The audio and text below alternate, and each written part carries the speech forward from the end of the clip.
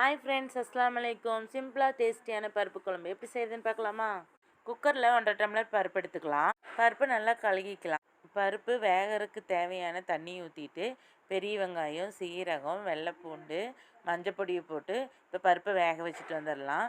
பருப்பு வெந்ததுக்கப்புறம் தக்காளி அரைச்சி வச்ச தக்காளியை ஊற்றிட்டு காய்கறியும் போட்டு சாம்பார் பொடி 2 ஸ்பூனு, மிளகு பொடி காரத்துக்கு தேவையானது, உப்பு, மல்லித்தலையும் போட்டு இப்போ மறுபடியும் ஒரு விசில் விட்டுட்டு வந்துடலாம். என் குக்கரில் 2 விசிலில் வெந்துடும்.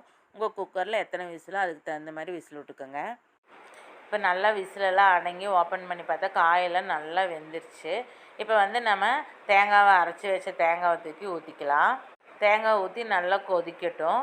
அதுக்குள்ளே நம்ம தாளிச்சிட்டு வந்துடலாம். தாளிக்கிறதுக்கு என்னென்னு பார்த்தீங்கன்னா கடுகு, ஜீரகம், கருவேப்பிலை, வெங்காயம் வதங்க நம்ம கொஞ்சம் பெருங்காய பொடியை போட்டு நல்லா வதக்கிட்டு அந்த குழம்புல சேர்த்திக்கலாம். லைட்டாக மல்லி இலையை தூவிட்டு பரிமாறினா சூப்பரான பருப்பு குழம்பு ரெடி ஆயிடுச்சு.